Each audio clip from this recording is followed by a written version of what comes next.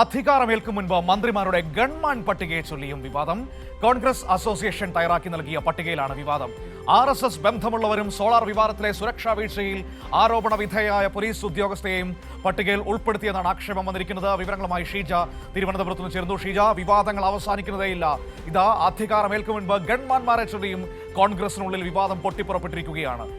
നൽകിയിരിക്കുന്ന പട്ടികയിൽ ആരൊക്കെയാണ് ഇടം പിടിച്ചിരിക്കുന്നത്? RSS ബന്ധമുള്ള പ്രധാനപ്പെട്ട ആളുകളടക്കം സോളാർ സുരക്ഷാ വീഴ്ചയിൽ ആരോപണ വിധേയയായി നിൽക്കുന്ന ഉദ്യോഗസ്ഥയടക്കം പട്ടികയിൽ ഇടം പിടിച്ചിട്ടുണ്ട് എന്നാണ് കേൾക്കുന്നത്.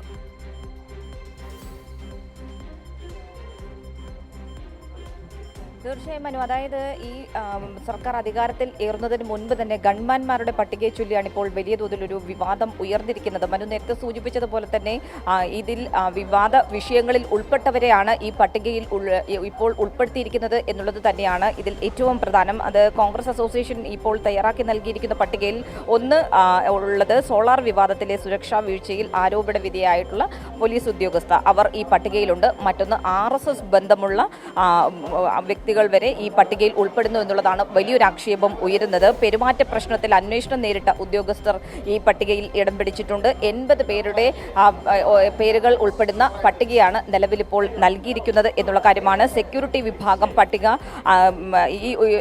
ഈ നിലവിൽ നൽകിയിരിക്കുന്ന ഈ ഒരു പട്ടിക അത് സെക്യൂരിറ്റി വിഭാഗം പ്രത്യേക ഉത്തരവായും ഇറക്കിയിരിക്കുകയാണ്. അതിൽ ഒരു ഈ രീതിയിൽ വിവാദങ്ങളിൽ ഉൾപ്പെട്ടവരുടെ പേരുകൾ ഉണ്ട് എന്നിരിക്കെയാണ് ഇതിന്റെ ഒരു ഉത്തരവ് കൂടി ഇപ്പോൾ ഇറങ്ങിയിരിക്കുന്നത്. ഈ ഉത്തരവ് പുറത്തിറങ്ങിയ സാഹചര്യത്തിലാണ് ഇതിൽ ഉൾപ്പെട്ടത് ആരൊക്കെ എന്നുള്ളത് സംബന്ധിച്ച് പൊതുസമൂഹത്തിന് മുന്നിലേക്ക് കാര്യങ്ങൾ എത്തിയിരിക്കുന്നത്. ഏതായാലും ഉമ്മൻചാണ്ടി സർക്കാരിന്റെ കാലത്ത് ഗവൺമെന്റ്മാരുടെ ഇടപെടൽ അത് വലിയ തോതിൽ ചർച്ചയായിരുന്നു എന്നുള്ളത് നമുക്ക് അറിയാവുന്നതാണ്. ഇതുൾപ്പെടെയുള്ള കാര്യങ്ങൾ നിലനിൽക്കെ ഒരു തരത്തിലുള്ള പരിശോധന നടത്താതെയാണ് ഈ പട്ടിക തയ്യാറാക്കിയത് എന്നുള്ളൊരു ആക്ഷേപമാണ് ഇപ്പോൾ പ്രധാനമായും ഉയർന്നിരിക്കുന്നത്. മനു, അല്ല, ഇതിൽ ഇവരുടെ പട്ടിക നോക്കൂ. RSS ബന്ധമുള്ളവരൊക്കെ ഈ പട്ടികയിലേക്ക് ഇടം പിടിക്കുകയാണ്. ഷീജയുടെ ഓർമ്മയിലുണ്ടാകും ഈ സെൻകുമാർ വിഷയം, നമുക്കറിയാവുന്നതാണ്. സെൻകുമാറിനെ പുറത്താക്കിയ സമയത്ത്, അല്ലെങ്കിൽ അയാളെ DGP പദവിയിൽ നിന്ന് മാറ്റി നിർത്തിയ സമയത്ത് അന്ന് മുഖ്യമന്ത്രിയായ പിണറായി വിജയനെതിരെ കോൺഗ്രസ്സുകാർ ഉന്നയിച്ച ആക്ഷേപങ്ങളൊക്കെ നമ്മുടെ മുൻപിലുണ്ട്.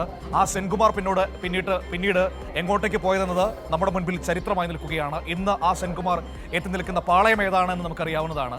അപ്പോൾ ഈ അന്നും നിലപാടുകളിൽ മാറ്റമില്ല, ഇന്നും അതേ സമീപനം. RSSകാരൊക്കെ ഏറ്റവും പ്രിയപ്പെട്ട ആളുകളായി കോൺഗ്രസ് നേതൃത്വത്തിന് ഇങ്ങനെ നിൽക്കുകയാണ്.